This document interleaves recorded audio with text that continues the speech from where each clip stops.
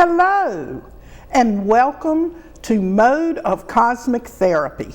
I am Paula Andrea Pyle, and I am delighted that you have chosen to spend the next 60 minutes with me and my beautiful Piscean co-host, Bridget Pyle. Hi, thank you for having me again. It's great to be here. It's always a delight to have you, sweetie, because you're Pisces, and I enjoy the energy. And if anyone watched the other show with us together, we saw how we blended together, and you infused me and I infused you, and we penetrated each other. You talked about penetrating, honey, and that's why we're on the earth today. Right. That's what you were saying. Penetration. Literally, you know, in order to have a baby. Right, exactly. So we're all the time penetrating things, penetrating our food, penetrating our thoughts, penetrating life, penetrating our jobs. It's all about penetration. And if we were going to bring in the Kabbalah, that would be the chakma energy, the hakma. But it is the penetration energy. It is the dominating male energy. And then we have Bina, who is the receptive energy. And you need both. Right. You need one to penetrate and one to receive. That's the way we get our food. You know, we take it, we receive it, we eliminate it. And what happens in life, and for any of you who have never watched Mode of Cosmic Therapy, let's just re-emphasize the idea that the next 60 minutes is totally at random. We have no script. We don't do anything by any formidable agenda. We allow what happens to happen, and we show in this 60 minutes how that everything in our life is interconnected. Right, Bridget? Right. Everything. And we can't leave a single word out, even the mistakes, as we talked about on the other show. We have to make time for the mistakes. Right, I agree. And don't go back and say, I shouldn't have done this or I shouldn't have done that, or on the other hand, that I should be further along down the road than what I am. We are here. So for the next 60 minutes, you are here, and we're going to take all kinds of things and throw them in the pot together and see what comes out. And I thought about it just that second when I made that statement, honey. I'm going to start today's session from the Holy Bible. Uh-oh. Yes. We're going to set the stage and the mood and the inference and the energy from the words out of the Bible. And we're going to choose them just like this, okay? Okay. And I'm going to go right here. Okay. And you're going to read them. And the words in red, Jesus spoke. Is that which ones you want me to read? Yes. And does the black start before the red? Yes, the black does. Okay, start. well, go ahead and pick that up too. Okay. But when Jesus saw it, he was much displeased and said unto them, Suffer the little children to come unto me, and forbid them not, for such in the kingdom of God. Okay. So today, we're going to be talking about children. Don't lose that place. Okay. We're going to be talking about innocence. I'm going to jot these words down with you. And we're going to be talking about, we're going to be talking about suffering. Okay?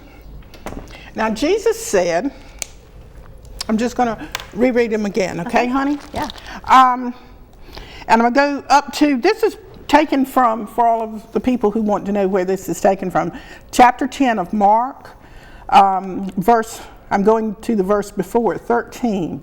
And they brought him young children to him. He should touch them, and his disciples rebuked those that brought them. Gosh, now I could stay here for the next 6 hours and talk about nothing but that. Mm-hmm. Because, first of all, these disciples had an idea about Jesus. Right. That's the first thing. They should have gotten rid of the ideas of Jesus and been with Jesus with no idea, because they were thinking that the children were bothering him, okay, and that he should not be interfered with his magnificent work to be taken out and taken aback by dealing with children, okay? Mm-hmm. Because it says, and they brought young children to him, and he should touch them, and his disciples rebuked those that brought them. So they were thinking amongst themselves and saying, look, all these children around here, they're going to cause noise, they're going to cause distraction. And not only that, Jesus got more important things to do than to deal with these little children. And you mothers and you fathers and you brothers and you sisters and whoever else has just come, the children, get out of here. Leave him alone. He is so precious in every moment that he has, he cannot devote to children. But when Jesus saw it, he was much displeased, and said unto them, suffer the little children to come unto me, and forbid them not, for of such is the kingdom of God. So, you righteous disciples who think that are walking with me, and you got it all together, you don't have a clue. And these little children that don't have an idea about what I'm going to do or not do for them, they got it more going on than you do. So get your stuff together. Verily I say unto you, whosoever shall not receive the kingdom of God as a little child, he shall not enter in. Whosoever shall not receive the kingdom of God shall not enter in, Bridget. Powerful stuff. All right. So these children, Jesus could be Sam Brown as far as they were concerned. Right. And they had no expectations. We talked about that the other day. If you have expectations, you're going to be disappointed. Right. So the children, these disciples were thinking these children wanted something from Jesus. They didn't want anything from Jesus. They did not want a thing for Jesus, from Jesus, for Jesus, or with Jesus. They were there with an innocent, I like inner. How about that, honey? Did you hear that word come through? An inner sense. Okay? They came with an inner sense, but an inner sense of that's where they were at the moment. So they were going to receive and could receive whatever Jesus imparted. Right. On the other hand, the other guys that were there, they had agendas going on. It does not matter that they worship and adored and loved Jesus. They had agendas. They had personal agendas with being with him, with thinking for him and thinking of the things that he should do and he should not do in the course of his day, because he was present. All right, Bridget. So we're starting that this Powerful show. Thank you. You know what you're saying is powerful, honey? Because that's the true Piscean spirit. The pure Piscean spirit. And I'm speaking for all of those people who are Pisces. You're innocent and you're guileless. And this world is much too hard. Oh gosh, that sounds like you're going to be a victim. Oh my God, oh my God. I don't think I'm a victim. But a lot of times people, and you don't have to be Pisces, they think they are victims, that they have been harmed and abused and lied to and all of those things.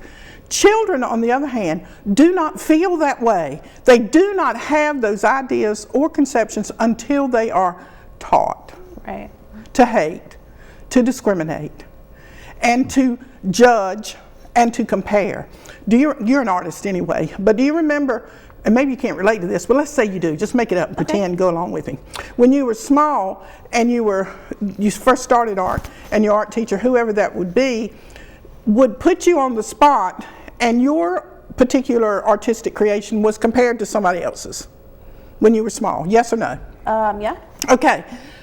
All right, so if in your case you were very artistically bent because you're Pisces, so that was not a problem to you. But what about a child that so desperately wanted to draw or to paint or to compose any type of art, and yet immediately thought, because he or she looked at your creation and it looked better, it looked much better, because his talent was not yet formulated. Right.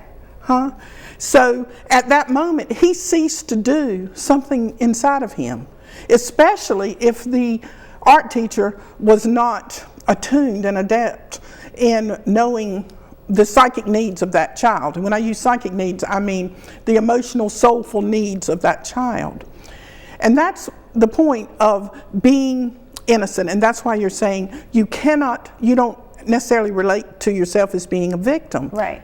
But Piscean people, the Piscean nature of ourselves, no matter where it's found in the chart, we talked about this last week in the chart, we always are thinking, did that person get more than me? What are you doing asking that? What are you doing comparing? What you have gotten is what you were supposed to get. Right. And what you are doing is what you're supposed to be doing. And if I'm wearing a red shirt, you don't have to wear a red shirt. You can wear a green shirt. And it'd be perfectly all right. But the world as such does not allow for that spontaneity and that natural and convenient unfolding. Why? Don't say why. I'm not going to ask the Pisces why. But do you agree with it? I do. You have got a lot of supposed to conditions. We talked about fashion last week, but let's go a step further than that. There are, especially in high school, but I guess it's in high school now, maybe not so much now, but there's certain ways that you have to act or conduct yourself to be in the, what's it called, the clique? What is it called? Yeah, and like certain cliques, I can see that. Okay, tell me, I mean, like what? Even if you didn't want to smoke marijuana, okay, but your friends were smoking, not that smoking marijuana is good, bad, indifferent, you know, I'm not talking about that particular platform. Right. But if you're in a group of people and you were in high school and they were smoking, you would feel, even if you didn't want to, compelled to do it. You would feel obligated because, you know, it's what everyone is doing. And if you didn't do it, then you would feel, what, left out? Right, yeah, I can see that. And people would talk about you? Yeah. Okay, that's my whole thing. I'm talking about going back to Jesus and when the children were brought to him. Those disciples immediately judged Jesus's omnipotence. These braces interfere with that. Omnipotence. And said, don't bother him with those children. You know, he's got better things to do. But because they had ideas of what he was supposed to be doing, it interfered with the moment itself. And now I've shut the book after I've told you not to. And he said, unless you have this kind of energy, you cannot go into heaven. And he's not talking about a heaven with angels playing harps. He's talking about a higher consciousness, the ability to receive and to live your life spontaneously, happily, and without saying, do you know what she did to me? Do you know what he did to me? Right. Do you know what she and he said to me? Okay?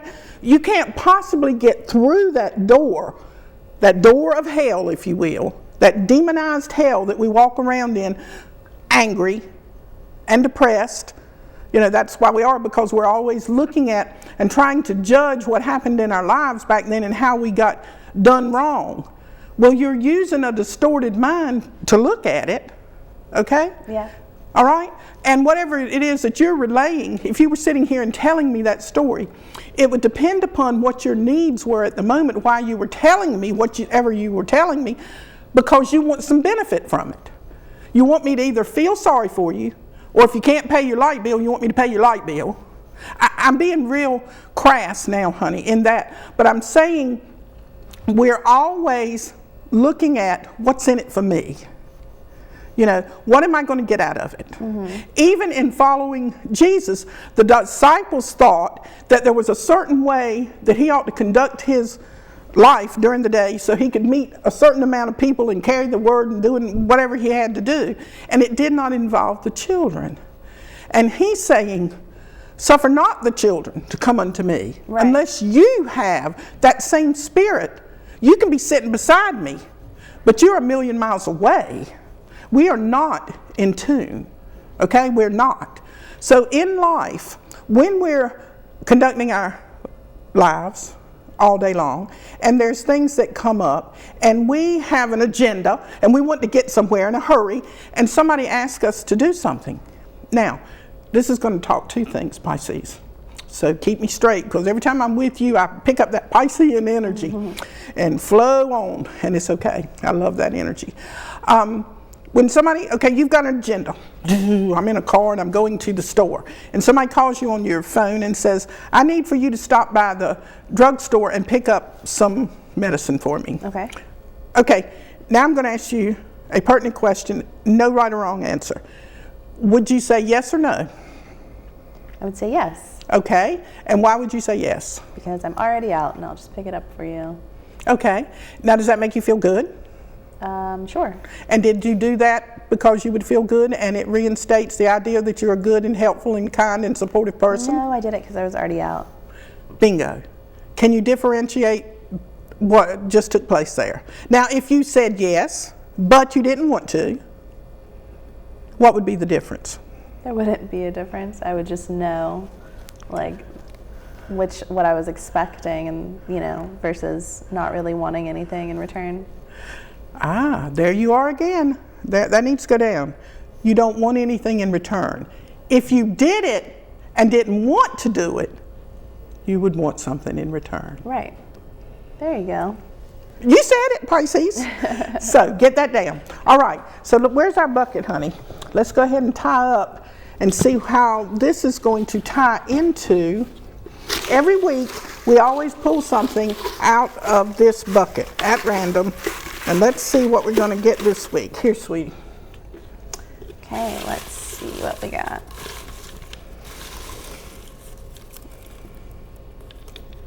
Okay. Okay.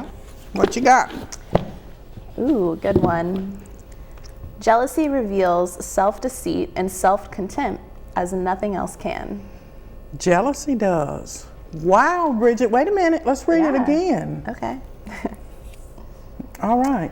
Jealousy reveals self-deceit and self-contempt as nothing else can. So we must be talking about the disciples being a little bit jealous that the children were taking up Jesus' time. Yeah. All right, talk to me about it. Why in the world, when they are with him 24/7,